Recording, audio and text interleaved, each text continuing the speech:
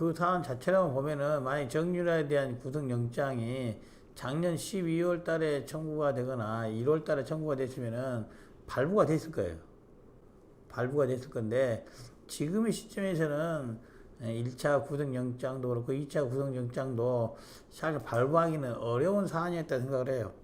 제가 아마 여러 이제 정치인 중에서 정유라에 대한 구속영장 청구에 대해서 논의가 될 때 아마 가장 먼저 그 영장 받기 쉽지 않을 것이다. 영장 기각될 가능성이 높다 봤거든요.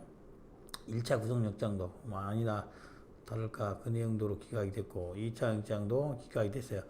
1차 영장이 기각된 거는 주로 이제 정유라의 이대 입시 관련된 업무방해 학사비 이 관련된 내용이잖아요 주로. 그래서 기각된 주된 취지가 그거예요. 1차 영장 기각된 취지는 그런 학사 비리 관련된 입학 비리 관련된 내용들에 대해서는 이미 수사가 거의 다 끝났다. 오히려 심지어 1차 재판이 끝난 상태라는 점이 되는 거죠. 즉 증거인멸, 증거가 충분히 확보됐다. 이것이 가장 작용하고 있고 학사 비리는 그 당시로 보면 그 자체로 정유라는 고등학교 졸업생일 때 자기 어머니인 최순실이 관여했다는 그런 거잖아요. 그렇다 한다면은 관여는 돼 있다 하더라도 정유라가 주된 계획자를 수립자와 실행자를 보기는 어렵고 최순실이 주된 실행자요 계획자일 가능성이 높잖아요. 그 당시 고등학생이었으니까 그런 점에서 주된 측이 묻기 어렵다는 취지로 영장이 기각된 것이고 두 번째 2차 영장이 나왔던 부분들은 그래서 1차 영장이 기각돼서 2차 영장은 지금 해외의 재산 높이 관련된 그리고 뇌물수 관련된 부분 그게 아마 이번에는 지금 말을 지원받은 삼성으로 지원받는 부분에 있어서 사실상의 공범이고 그것을 숨기려고 했다는 부분에 대한 취지로 해서 영장이 이제 청구가 된 건데 그 부분도 이제 이 법률가의 입장에서 본다면은 이미 밝혀진 내용이라는 거죠. 삼성으로부터 지원을 받는다는 과정에 있어서도 누가 보더라도 정유라가 주도적인 위치에 있다기보다는 최순실, 박근혜 그리고 반대로 삼성 이렇게 되어 있는 것이지 정유라가 거기에 대한 주도적인 형사적인 책임을 지기는 적절치 않은 위치에 있다라고 판단해서 지금 영장이 기각된 거예요. 아마도 그 부분들은 나름대로 사법적인 절차에서는 뭐 예상될 수 있는 범주 내에 들어있다. 정유라가 이 모든 일에 주된 계획자, 주모자라고 보기에는 어려움이 있을 수 있는 부분이 있고 또 관련자들이 다 구속돼 있잖아요 지금. 박근혜 정부부터 시작해서 이종부터 시작해서 이 최순실까지 구속돼 있는데 굳이 정유라를 구속하는 게 적절하냐? 뭐 통상적으로 우리 이제 사법기관들이 수사기관이나 재판기관들이 업무를 처리한 데서 뭐 부부간에 같이 구속시킨다거나 부자간, 모녀간을 같이 구속시킨다거나 그런 거는 좀 극히 이례적인 경우만 그렇게 가능했었어요. 근데 이번 사건도 그렇게 하더라도 작년 12월 달이라든지 1월 달에 있었으면 영장 나왔을 거예요. 왜? 수사가 진행되고 있는 중이고 수사가 완결되지 않았기 때문에. 근데 지금은 거의 이제 수사는 거의 다 끝나간 분위기 아니냐라는 거죠. 확보될 증거는 거의 다 확보가 됐다. 그래서 구속 상태가 아닌 불구속 상태에서 수사를 진행할 필요도 있지 않나라는 것이 이제 법원의 판단이고 그 판단이 전혀 그러다고는 생각하지 않아요. 저는 뭐 문재인 정부가 아주 잘하고 있다고 봐요. 그래도 지금 인수위가 없는 상태로 출범한 지가 정확히 따지면 13일 됐네요. 한 달하고 13일 정도 된 거잖아요. 5월 9일 날 선거가 됐으니까. 그렇다 한다면은 인수위 없이 시작한 걸 감안한다면은 그래도 90점 이상은 된다고 생각을 해요. 90점 이상 된 거다. 아주 잘하고 있다. 아주 잘하고 있다는 것은 가장 큰 건 그거겠죠. 국민들이 일단 잘하고 있다 판단을 하고 있잖아요. 국민들이 잘하고 있다 판단은 대통령 선거, 물론 저희 당 후보는 아니었지만은 대통령 선거 당시 국민들이 예상하던 일들이 있었을 거예요. 저 사람은 내가 이러해서 찍겠다. 선출해서. 그러면은 자기들이 예상했던 것들을 해 나가고 하고 있고 그걸 보여주면은 국민들이 잘하고 있다고 할 것이고, 그 예상한 대로 했냐 부분에 있나 보면 저는 아주 큰 호평을 하고 싶어요. 예를 들어 본다면 그거죠. 뭐 여러 대선 당시에 후보들이 뭐 비정규직 문제 해결하겠다, 어쨌다 이런 말들을 많이 하지 공약도 했잖아요. 이번 당선되고 그 다음 날 인천국제공항 가가지고 인천공항에 있는 비정규직들을 정규직하겠다. 바로 며칠 만에 실제로 말했던 것을 지키는 모습이 바로 드러나 있잖아요. 상징적인 모습인 거죠. 그냥 공약 차원에서 그냥 던져놓고 해놓고 나중에 정부가 출범하면 그때 하나씩 해놨다가 아니라 할 수 있는 거는 직접적으로 변화를 보여주는 첫 번째 상징적인 모습이 그거죠. 그걸 보고 국민들이 이럴 거예요. 아, 대선 그제 끝났는데 바로 이게 바뀌네? 라는 거죠. 대통령 하나 바뀌니까 정말 나라가 바뀌는구나 라는 것을 상징적으로 와닿게 하는 거예요. 다. 그래서 그런 면에서는 아주 잘했다. 그리고 그 이후에 여러 가지 있었잖아요. 5.18 행사, 이제 5.18 행사에 가서도 보여줬던 모습, 국민들 직접 소통하고 했던 모습. 그 이후에 이제 노무현 주기에 봉화마을 찾아가서 했던 말들. 저는 이제 노무현 봉화마을에 가서 했던 말 중에 가장 크게 남는 건 이거 같아요. 예. 여러 가지 것들이 바뀌었지만은 저는 마지막 말에 참 주목을 해요. 마지막 말에 무슨 말을 했냐? 이게 대통령으로서 오는 처음이자 마지막 날일 것이다 말했어요. 무슨 말이냐? 노무현 대통령의 가치를 지키기 위해서나 그것으로부터 벗어나서 오해받지 않겠다는 거죠. 그리고 마지막 마치는 날 다시 오겠다 했거든요. 그거는 이제 문재인 대통령을 지지했던, 그 노무현 대통령을 지지했던, 또 본인을 지지했던 사람들에 대해서 명확히 보이는 거예요. 내가 할 일은 여기까지라는 걸 보여준 거예요. 내가 오늘 이 자리에 와서 노무현 대통령을 했지만은 내년에는 오지 않겠다. 그 다음 오지 않겠다. 마지막 날 성공한 대통령으로 다시 오겠다. 성공한 대통령이 되기 위해서는 소위 노무현의 그림자에 있어서 벗어나겠다는 거죠. 반대자들로부터 공박받지 않겠다는 거예요. 그래서 그 부분은 뭐 균형 잡힌 시각을 보였다고 봐요. 또한 이제 여러 사람들이 이제 논란이 있지만은 얼마 지나지 않아서 이제 검찰에서 중앙지검장 인사를 했어요. 윤석열 검사장 인사를 했는데 저는 잘한 인사라고 봐요. 잘한 인사라고 본다. 아까 말한 대통령이 바뀌었으면 바뀌었다는 걸 보여줄 수 있는 거예요. 말로서 물론 그 뒤로 법무부 장관이라든지 검찰총장이 바뀐 것들을 시간적으로 하면 이제 제도에 따라서 하기도 하겠지만 상징적으로 이제 정권이 교체됐고 이제는 청와대라든지 나간 방향이 이거다. 법무행정이라든지 검찰에 있어도 이런 부분은 잘못된 거는 반드시 바로잡겠다는 걸 명확히 보여준 거라고 봐요. 그래서 그런 상징적인 부분들은 저는 아주 적절히 잘했다라고 생각해요. 그래서 또 뭐 피우진 그 보훈처장 문제라든지 이런 것들을 보면은 예전에 사람들이 이제 그런 일이 실제로 일어날까 했지만은 가능하게 만들었잖아요. 실제로 그것을 대통령이 바뀌니까 이런 것들이 바뀐다는 걸 직접적으로 보여준 거다. 그래서 그런 면에서 본다면은 90.23 정도 충분히 될 수가 있다. 그런 생각을 해요. 뭐 몇 가지 뭘 더 한다면은 또 이제 90점이라는 이유는 그거죠. 나머지 잘못된 부분도 있어요. 잘 못한 부분도 있어서 예를 들면 뭐 몇몇 장관 후보자들에 대해서 뭐 검증 실패했다는 그런데 그거는 뭐 대통령한테 보일 수 있는 부분은 아니라고 생각을 해요.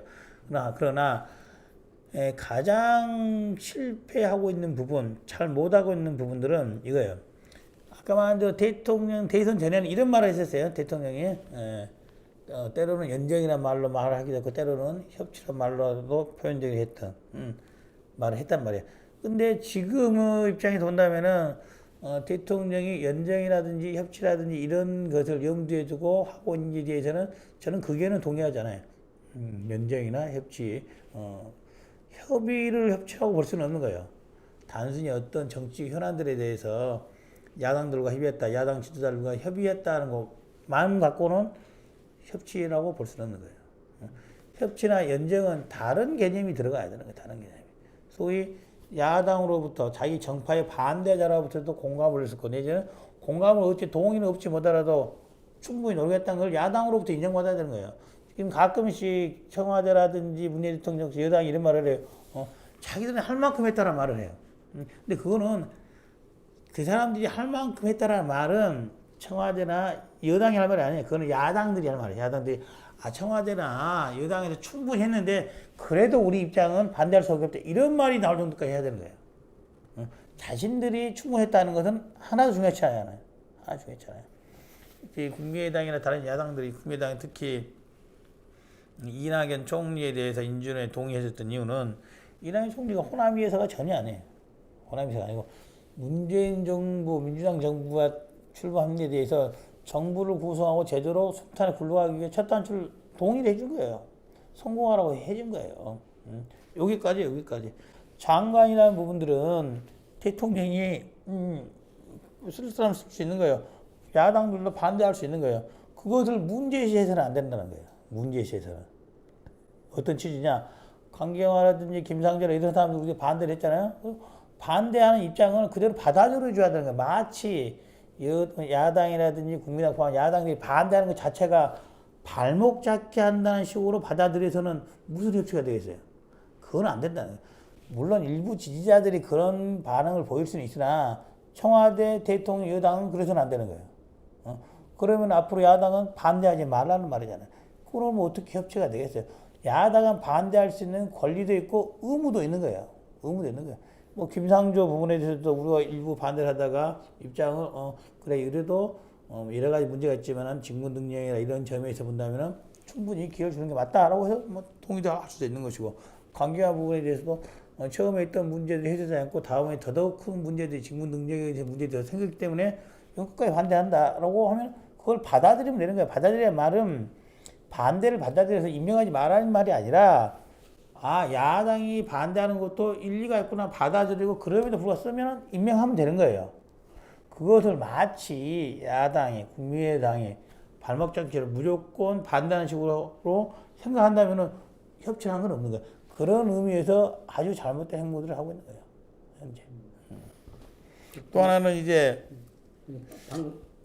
하나만 더 할게요. 이제 검찰에 대해서도 이제 약간 이제 윤석열 검사가 임명한 거에서 이제 잘했다 봐요. 그러나 돈 봉투에 대한 감찰 지시라든지 사드 추가 배치에 대한 반응이라든지 이 부분들은 잘못된 부분들이 있는 어떤 건 뭐냐? 돈 봉투에 대한 감찰을 할 수도 있을 수도 있어요. 그게 감찰 사안이라고 볼 수도 있고 아니라고 볼 수는 있으나 중요한 거는 그것은 대통령이 직접 나서서 할 이야기는 아닌 거예요. 대통령이. 잘못된 부분이 있어도 어떤 부분은 법무부 장관이 해야 될 일이고 어떤 부분은 검찰총장, 어떤 부분은 감사원이 할 일이지 돈봉투 만찬에 관련된 그 일이 대통령이 콕 찍어서 감찰을 지시할 사안은 아닌 거예요. 만약에 그것이 검찰이라든지 다른 사람을 하여금 불필요한 오해를 불러일으키는 거예요. 이걸로 소위 건수를 빌미를 만들어서 무리한 인적 청산을 하려던 게 아니냐는 우려를 닥치하는 거예요. 그렇지 않아도 법무부 장관 임명, 검찰총장 임명하면 정상적인 절차에서 인적 청산을 할 수도 있어요. 왜냐면 정부가 바뀌어서 새로운 정부 이념에 맞지 않는 사람 내보내야겠죠. 그 절차를 하면 될 뿐이지 너무 서둘러서 한다는 것은 빌미를 찾고자 하는 반대 세력들에게 꼬투리를 제공하는 거예요. 적절치 않고 사드 추가 배치에 대한 논쟁도 마찬가지예요. 모르겠어요. 추가로 2기, 추가로 4기 발사대가 더 있다는 부분들은 저도 야당 의원도 대선 끝나기 전에 알고 있었는데 청와대가 모르고 있었겠습니까? 저는 알고 있었다고 봐요.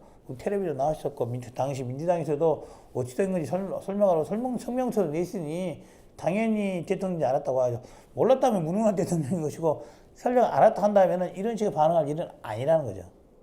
그래서 그런 부분들은 적절치 않았다. 그것을 뭐 대통령이 경로할 일도 아닐 뿐만 아니라 설령 경로에서도 그것이 외부로 그런 식으로 표출되는 것은 국내적으로나 외교적으로도 매우 적절치 않은 반응을 보인 것이다. 그래서 그런 몇몇 부분들은 잘못된 점들이 드러나고 있어서 100점은 못 주고 90점 정도. 그럼에도 불구하고 잘한 게 훨씬 많다라는 생각을 해요.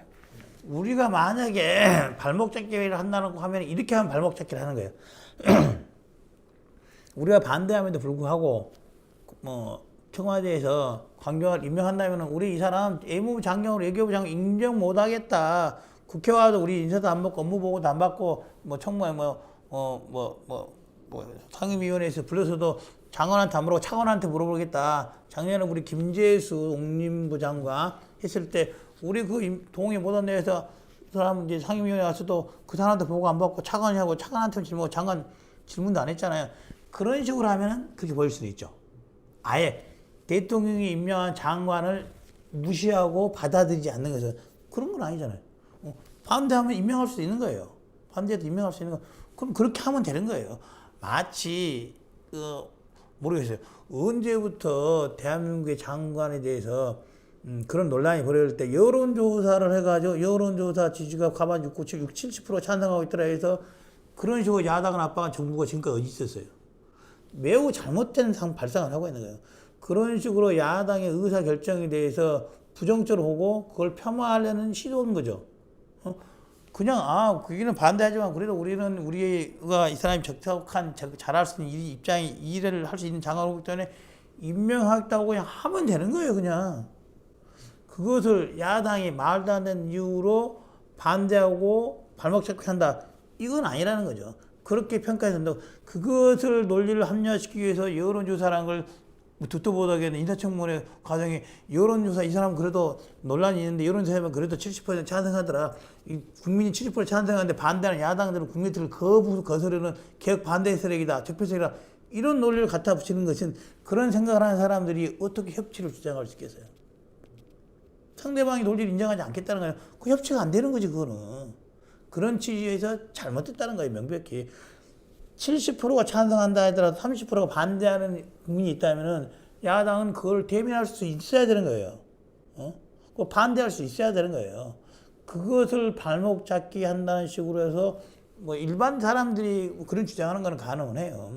그런데 여야를 서로 주고받는 교섭의 대상이라든지 정치 상대방으로 온다면은 그걸 무시하고 마치 우리가 100% 잘못한 것처럼 주장하고 그런 세력이 주장하는 것을 그런 라떼를 붙이기 위해서 신종 여론조사를 만드는 그런 방법을 생각한다는 것은 협치의 개념이 없는 거죠. 야당은 다 잘못한 세력이라고 딱 찍어놓고 그걸 라떼를 붙이기 위해서 만드는 거잖아요, 지금. 그건 잘못됐다는 거예요, 그게. 뿐만 아니라 강경화 후보자가 능력 있는 점이 있을 거예요. 10개 중에 7개 능력이 있을 거예요. 나머지 3개의 부분에서 국민들 우려 가질 수 있는 부분들이 없던 사람이 아니잖아요. 없던 사람이 아니잖아요. 청문회 준비 과정에서 유장 전임이라든지 아니면 딸이 다른 동료하고 외국 동업 문제가 적절한지 문제부터 시작해서 가장 큰 거는 청문회 과정에 나타난 직무 능력이 있잖아요. 지금 우리나라가 외교부 장관으로 세계자를 가장 큰 걸 3개 뽑는다면 북핵 미사일 또 뭐겠어요? 하나 사드, 하나는 위안부 이 정도 아니겠어요? 위안부 문제는 위안부 할머니들이 그래도 오케이 한다고 했으니 넘어간다 손치라도 북핵 미사일 사드에 대해서 입장을 밝히라 했는데 청문회 당일에 어떻게 나왔어요? 아무 대답을 못 했잖아요. 아무 말을 못 했잖아요. 그리고 나온 말이 이거였어요. 그 공식적인 대답이 지명받아 청문회 준비한 일주일밖에 안 돼서 현안을 파악을 못해서 답을 하기 어려운 상태다. 이렇게 말했잖아요. 뭐 말이냐? 외교부 장관으로 준비한다고 자기 입으로 자백을 한 거잖아요. 그런 사람은 야당이 그러면 오케이 도장 찍어주는 게 그게 마땅한 일이겠어요. 뿐만 아니라 10개 중에 7개를 잘했고 3개를 잘못한다면은 아니면 10개 중에 9개를 다 잘하고 하나를 잘못하더라도 야당 입장은 청와대라든지 여당의 하는 정책 인사에 대해서 비평하고 비판을 가하는 게 야당의 일이에요. 야당의 일. 9개는 우리가 동의하더라도 그 한 개 때문에 반대할 수도 있는 거예요. 한 대 때문에. 하나의 문제 때문에. 왜? 우리는 하나의 문제인 사람 말고 차라리 10개 다 좋은 사람을 구해와라 라고 할 수 있는 권리가 있는 거예요. 가끔 이제 여당이나 이런 말을 해요. 그리 좋은 사회에서 너희들이 한번 시켜봐라.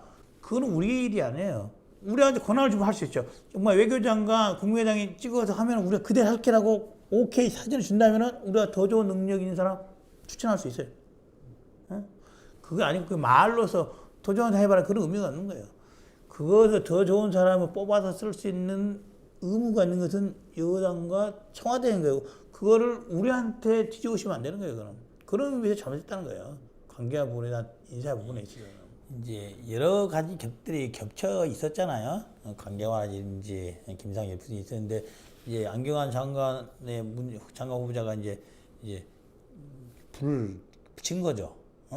불을 붙인 거고 특히 그 과정에 있어서 또 다른 사람이 민정수석에 있을 말이 없을 수 있어요, 사실은. 안경환 후보자가 서울대 교수이고 조국 교수를 서울대로 불러 들어온 당사자가 조국 민정수석이었기 때문에 안경환 교수고 그 조국 교수가 안경환 교수를 법무부 장관 후보로도 청구됐을 것이고 하기 때문에 그렇기 때문에 인사검증이라든지 이걸 잘못된 거 아니야. 또 이번에 제기됐던 여러 가지 논란들을 조국 교수는 미리 알고 있지 않았을까라는 거죠. 왜? 안경환 장관 후보자를 가장 잘 아는 사람이 조국 말고 누굴 어떤 사람이 더 잘 알 수 있었겠어요. 그런 위치를 찾는다 한다면은 그럼에도 불구하고 이런 일이 벌어졌다는 데 대해서 문제를 하는 거예요. 다른 인사 논란이 있었지만은 조국이 책임자라고 말한 이유는 강경한 이런 것도 다 그한 범준에 들어가지 않겠어요. 근데 그것은 단순한 민정수석의 입장에서 모를 수도 있는 문제고 체크 안 될 수 있는 부분인데 안경환 법무부 장관 문제에 있어서만큼은 누구보다도 제일 잘할 사람이 민정수석인 조국 아니냐. 게다가 또 법무부 장관에 대한 인사 지명 어떤 다른 강령들에 비해 좀 늦게 됐잖아요. 늦게 됐잖아요. 어떻게 보면 충분한 고심에 그런 인사청문을 염두에 두고 고심에 했고 검증을 해서 발표한 인사를 거란 말이에요. 그럼에도 불구하고 이런 논란이 벌어졌기 때문에 그 부분에 대해서 청와대 인사수석이라든지 민정수석이 앞으로 잘하라는 취지죠. 물론 거기 성명서 내용은 저도 나중에 정확히 거기에 내용 자체에 대해서는 발표는 했지만 세세한 내용은 알긴 봤지만은 사퇴 요구 부분이 있는데 그 사퇴 요구는 좀 잘하라는 취지로 한 것이 지금 당장 인사 하나 잘못했다고 그 사퇴할 만한 일은 아니잖아요. 그래서 사퇴 요구는 그 정도 취지인 것이지 꼭 사퇴 안 하면 잘못됐다 이런 입장은 아니에요. 좀 앞으로 좀 제대로 잘 해라 그런 취지의 질책 정도의 성격일 것이지 일을 그만둬라 그건 아니에요. 우리가 밖에 가서 아무 국정자료 법사위 국정자료 아무거나 갖고 와보면은 그 국정자료 보면은 판결문 수두룩 붙어 있어요. 옛날 판결문들 우리가 필요하면 달라고 하면 다 줘. 이번 사건만이 아니라 뭔 말이냐 일상적이고 아주 통상적이고 정상적인 과정을 통해서 판결문을 받은 거라니까요. 아무런 문제가 안 되는 일이에요. 단 1%도 문제가 안 되는 것을 청와대나 이 당에서 마치 문제가 있는 것처럼 말하고 있다니까요. 단 1% 문제가 안 돼. 그 판결문 받아볼 수도 있어요. 우리도 신청했으면 줬을 거예요. 근데 내가 우리 반 보좌관들에 막 나무랬어요. 왜 나무랬냐? 야, 다른 방에서는 말이야. 그 자리 갖고 그런 자리 받아보고 잘못했더니 너희들이 뭐 하고 있냐? 내가 나무랬다니까. 우리 보좌관들. 응? 전혀 1%도 들을 말이 없어요. 단 하나도. 왜? 중앙도 의원실에서 공식적으로 요청했잖아요. 공식적으로. 그래서 거기도 공식적인 자료를 보낸 거예요. 자료를 보내면 빨리 보내는 게 좋아요? 늦게 보내는 게 좋아요? 빨리 보내는 게 좋겠죠. 내가 그래서 한번 물어봤어, 또. 마침 오늘 법원행정처나 다른 게 왔길래 나도 아까 말한 대로 보내라고 했는데 8시간 만인가 보냈다고 그래서 8시간은 빠를 수도 있고 늦을 수도 있고 보통은 8분, 어쨌든. 자, 8분 만에 도대체 찾을 수는 있어요? 미리 해놓은 거 아니에요? 그렇게 물어볼 수 있잖아요. 근데 푸드는 바로 나온다는 거예요. 그렇게 혹시 빨리 받아보신 적 있으십니까? 우리는 그렇게 급하게 받지는 않지. 예. 보통 보내면 며칠 하나 주라고. 이번 것도 아마 우선적으로 먼저 보내고 정식 서류로는 그 뒤에 왔을 가능성이 높아요. 확인해 봐야겠지만은 이런 자료 우리 필요하니까 빨리 보내주시고 우리 공무원 보낼 테니까 나중에 보내주시고 하면 보통 자료가 2번 와요. 2번. 보통 가면은 우리 공무원 넣었으니까 보내주세요 하면은 이따 찾으면 먼저 보내주고 그쪽에서 공문 프로이로 다시 한번 오고. 그래서 그거는 문제가 안 되는 거야. 설령 8분에 보내는 게 뭐 문제가 되겠어요? 8분에 보내면 2시간 후에 보내줬으면은 문제가 안 되겠어요? 게다가 보내는 사람은 누가 법원행정처에 보내주는 거잖아요. 법원에서 보내준 거잖아요. 검찰개혁하고 뭔 상관이 있어요? 그 사람들이 검찰개혁 법원에서 검찰개혁을 막아주고 싶은 무슨 조직적인 이해관계가 있어요? 아니라니까요. 특히 법원행정처가 그거는 적절치 않죠. 그거는 이제 우리 당도 아마 이제 뭐 예를 들면 그런 것들을 예를 들면은 인사청문회 문제를 소위 추경화가 연계한다든지 예를 들면 우리가 추경 심사 거부할 수도 있어요. 그거는 추경 자체로만 갖고 하는 거예요. 인사청문회 우리가 하는 것에서 우리 이제 강경화를 낙마시키고 부적격 의견으로 한다든지 이걸 뭐 인사청문 보고 채택 안 해주니까 우리 그 예산 심사 안 하겠다. 이건 안 맞는 거죠. 우리가 예산 심사 안 할 수도 있어요. 근데 그것은 추경이 들어온 내용이 적절치 않거나 추경 협의 과정에서 전만 협의가 안 되면은 추경도 거부할 수는 심사 거부할 수 있지만은 그거는 별개로 가야 된다. 별개로 가야 된다. 그런 거죠. 예방 오면은 인사 받아야죠. 안 받는 것은 적절치 않잖아. 어차피 일을 해야 될 건데. 그런 면에서는 적절치 않죠. 그래서 우리는 이제 자유한국당도 웬만하면 빨리 들어와서 하라는 거죠. 예산 심사도 참여하고. 일단 대선에서 더블 스코어로 했다고 하잖아요. 더블 스코어로 뭐 치긴 졌죠. 치긴 졌으나 누구니 말한 것처럼 문재인 대통령은 41%로 된 거예요. 작년 12월부터 42%부터 시작했잖아요. 결코 대선 과정을 통해서 단 한 명도 지지자를 내지 못했어요. 단 한 명도. 작년 12월에 42%부터 시작을 했으니까. 42%. 우리가 대선에서 우리가 충분히 준비했던 이유는 그 당시 문재인 대통령이 42%인데 절대로 45% 넘지 못할 것이다. 라고 해서 우리가 이길 수 있다 생각한 거예요. 라고 생각해서. 근데 결국 그 부분은 우리가 생각이 맞았죠. 42%에서 단 1% 늘기만 하고 결국 1% 줄어들어서 결과가 났잖아요. 그러니까 더블 스코어라 부분들은 우리의 역량이 잘못돼서 우리가 지지세를 확보를 못한 것이지 문재인 정부가 크게 이긴 선거는 아니에요. 크게 이긴 선거는 아니다. 또 하나는 호남의 지지율도 마찬가지죠. 대선 전에 제가 그랬어요. 제가 호남 사람이니까. 누가 이기더라도 호남에서는 7대3 될 것이다. 우리가 이겨도 7대3으로 이길 것이고 저도 7대3으로 이길 것이다. 내지는 6대4로 이길 것이다. 그랬어요. 뭐냐 호남에서는 호남의 결정으로 대통령을 만들고 싶어 해요. 그게 국민의당이든 민주당이든 안철수든 문재인이든 그 결과에 대한 것일 뿐이지 다른 건 아니다. 라고 생각합니다. 물론 문재인 대표가 높은 지지를 받고 대선 이후에도 대선 때 받았던 지지율보다 더 높은 지지를 받고 있잖아요. 혼자 뛰는 경기니까 다 잘한다고 평가를 받으니까 그건 맞죠. 그것이 이제 국민의당의 위기냐? 물론 위기일 수는 있으나 그렇게 크게 고민은 안 해요. 이유는 뭐냐? 아까 말한 대로 이도 저도 아닌 정당, 뭐 이중대 이런 표현이 나오는 것은 이거예요. 우리 헌법이나 선거법이나 이런 정치관계법들이 양당 제도를 전제로 해서 만들어진 구도예요. 근데 작년 4.13 총선에도 우리 당이 그런 난관을 뚫고도 제3당으로 체제가 되는 거예요. 지금 대선은 어쨌든 그 이후에 다른 인위적 요소의 4당, 5당 체제로 선거가 치러졌지만 이중대의 논란이라는 것은 언제 처음 생겼냐면은 내가 알기로는 민정당 때 생겼대. 민정당 때. 그때는 뭐 아주 어릴 때니까 모르겠지만은 민정당 때 민한당이라는 당이 있었어요. 민한당. 야당이지만은 여당 하는 대로 하는 당.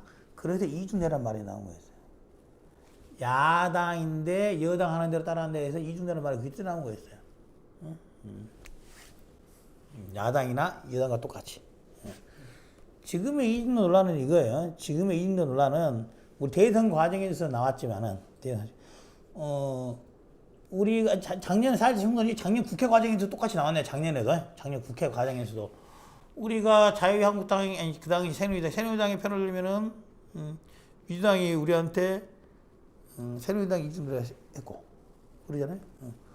우리가 어쨌든 여러 가지 사안 중에 민주당의 안에서 동의를 해주면은 새누리당이 우리한테 민주당이 이중대라고 한 거죠.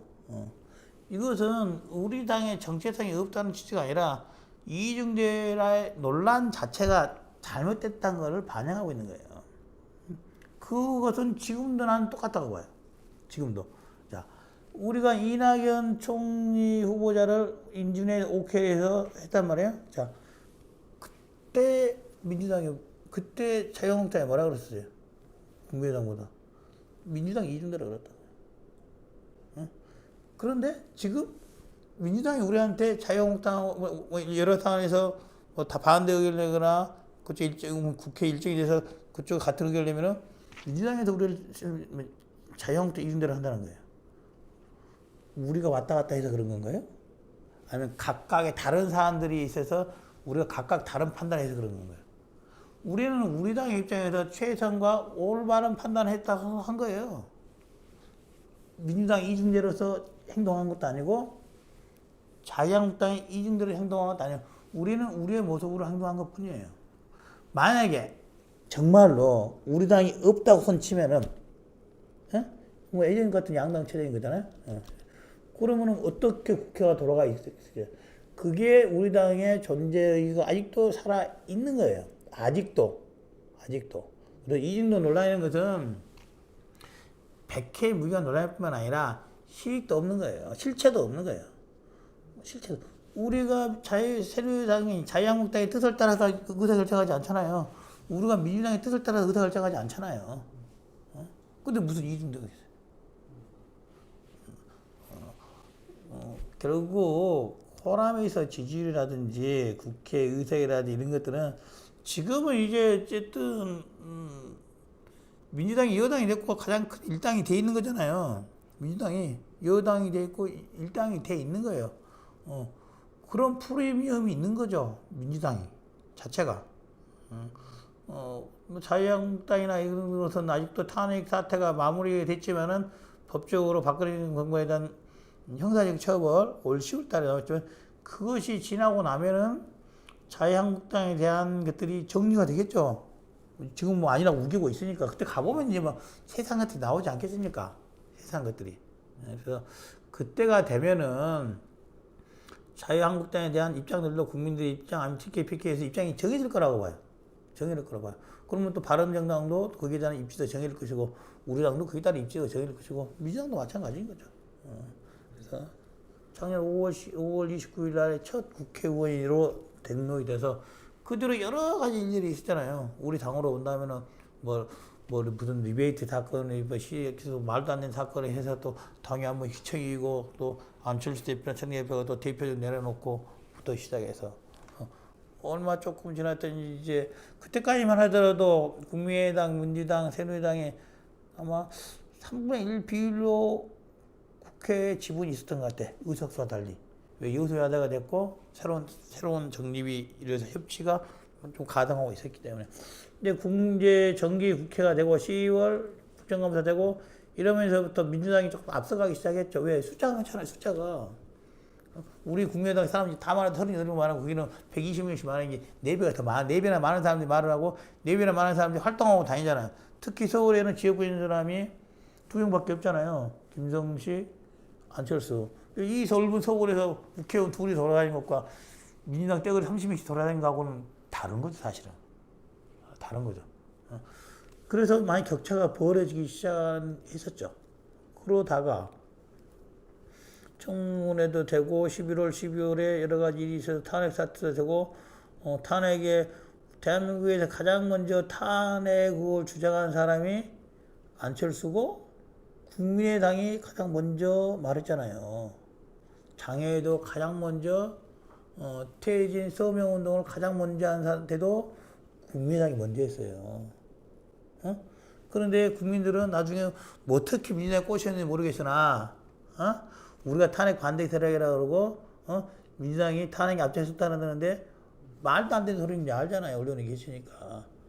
제일 처음에 그런 논란이 국정 논란 사태가 벌어졌을 때 문재인 대통령이 그 당시 뭐라고 그랬어요? 무슨 퇴진 뭐라고 했어요? 거국 중립내가 거국 중립내가 보면 그대로 있으면서 꾸려가자 했잖아요. 근데 나가란 말 퇴진 논란이 나왔을 때 거국 중립내각으로 이 사태를 해결하자. 퇴진 안 된다는 말이잖아요. 그 말 맞잖아요. 그러더니 우리 당에서 이거는 국민의 뜻이 그게 아니고 또 촛불 막 하고 그때 우리 당이 제일 처음으로 탄핵 퇴진하고 탄핵하자. 우리 당이 직접 말했잖아요. 우리 당이.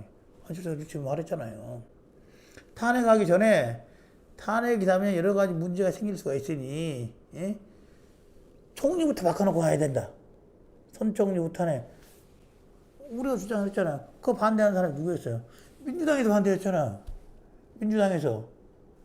민주당에서 이런 모든 논란에서 민주당은 다 잘못된 말 했잖아요. 그 뒤로 진행된 거 보면은 한기환이 아니고 다른 사람, 그때 청와대에서 야당에서 총리 찍으라고까지 했잖아요. 안 되면 김병진 여사 하자고까지 했잖아요. 우리가 결정한 정치적 의사결정이 다 맞아있음에도 불구하고 민주당이 우리 당을 탄핵 반대적으로 몰아붙여서 거짓말해서 국민들한테 각인시켰잖아요. 아닌가요? 내가 잘못 알고 있나요? 그래서 내가 물어보시면 그거예요. 내가 잘못 알고 있냐고. 뭔 말이냐. 저는 거기에 언론도 부안 내동했다고 봐요. 언론이 부안 내동했다. 다수당이니까 나는 언론이 부안 내동했다고 보는 거예요. 물론 대선 결과야 나중 문제지만은 다수당이고 파워가 있는 권력이기 때문에 할 수는 있으나 사실관계는 그렇지 않은 거는 그렇지 않다 말하는데 그렇게 난 침묵했다고 보는 거예요. 언론이 편파적으로 했다고 봐요. 편파적으로. 어쨌든 그 중요한 게 아니라 그런 우여곡절을 겪어서 국민의당이 말도 안 되는 평가를 받기 시작한 거예요. 12월 달부터. 어쨌든 탄핵의 성공을 누가 했다고 보시나요? 민주당이 했다고 봐요? 12월 정말로 2일 날 했으면은 탄핵안이 통과가 됐겠습니까? 불가능한 거예요. 불가능한 거. 우리 당이 설득을 해가지고 좀 있어봐. 김무성이 꼬시고 이 사람도 꼬셔서 해서 245인가? 234인가? 234명 만들어서 한 거잖아요. 뭔 말이냐? 심한 말로 하면은 탄핵을 우리가 만들어 놓은 거예요. 물론 민주당 사람들이 더 열심히 나가고 더 많은 사람이 하고 더 많은 지지를 얻은 것도 맞으나 거기에 탄핵 사태와 탄핵에 대한 공을 온전히 민주당이나 문재인 정부가 독식할 수 있는 성격은 아니라는 거예요. 지금도 문재인이나 민주당 그런 말 해요.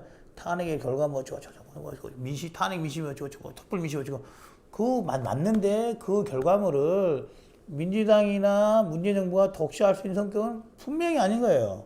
마치 자기들이 다 해서 이번 대선 결과가 촛불 대선의 결과라고 하는 것은 뭐 그건 틀리지 않으나 그것이 민주당만의 공은 아니고 민정만의 몫으로 돌아갈 수도 없는 건데 마치 지금 이러는 걸 보면은 자기들이 다 했고 자기들이 전부 다 공을 가져야 되고 다른 야당들 국민당조차도 한 틈도 기회 없다고 말하는 것과 다름한 일을 하고 있는 거예요. 내가 보는 것은 그거는 뭔가 잘못됐다고 생각하는 거예요. 뭔가 잘못됐다. 민주당 기여 안 했다는 거 아니라 기여했는데 온전히 자기들이 다 가져갈 수 있는 것이 성격일 것이냐. 어떻게 보면은 정말로 그때 우리 당이 시끄러우니까 민주당 하자는 대로 그냥 12월 1일 한번 투표해보고 안 되면 치아 풀고라고 했으면은 탄핵 통과 안 됐어요. 절대로. 근데 그걸 설명하면은 듣기 싫어해. 이렇게 말하면 듣기를 싫어해. 왜? 아픈 부분이니까. 그래서 내가 그 대선에 들어가기 전에 총선 이제 정치 들어가기 전부터 말한 이유는 1년 사이에 보니까 다른 국회의원들이 한 5선 동안 일어날 모든 일이 일어난 거야. 한 5선 동안 20년 동안 일어날 일이 작년 1년 동안 다 일어나는 거예요. 사실 국회가 여소야 3당체제 운영해 본 적도 없고 청문회에서 옛날에 청문회 하면은 여당 반대 야당 찬성해가지고 결렬도 끝나는 거 있잖아요. 어떻게 이번에 또 국정농단 청문회 하다 보니까 김성태 위원장이 또 우리 편을 들어서 적과의 동침이 돼가지고 다 불러내고 이런 모습이 일어나지 않았잖아요. 그런 과정을 통해서 국정농단의 실체를 일부 밝혀지기도 하고 또 거기에 걸맞게 또 검찰도 정권 말기니까 딱 눈치 딱 봐서 수사도 해서 일정한 부분에 수사의 성과물도 내기도 하고 특검도 또 열심히 또 개발에 딸라서 열심히 해가지고 성공을 했잖아요. 무슨 그거예요. 특검을 선정을 할 때 2명을 야당에 2명 추천해서 했잖아요. 국민의당도 1명, 민주당도 1명. 박영선은 누가 추천했겠어요? 어느 당에서? 우리 당에서 추천한 사람이에요. 우리 당에서. 어? 우리 당이 추천할 때 민주당에서 그랬어요. 이 특검 망했다! 하고 말했어요. 박영선 의원이 청문회장에도 공식적으로 그런 말도 했어요. 공식적으로. 망했나요? 그래서 후회하진 않아요. 후회하진 않고, 개인적으로 보면은, 우리 당이 38명이었잖아요. 어떻게 보면 우리 당 38명, 40명 국회의원 중에 내가 그래도 전국적으로 알려진 사람 5명 하나 들지 않을까요? 어? 아마 내가 보기로는 천정배 대표는 몰라도 저를 하는 사람 더 많은 것 같아. 박준 대표 당연히 저를 하는 사람 많고. 뭔 말이냐?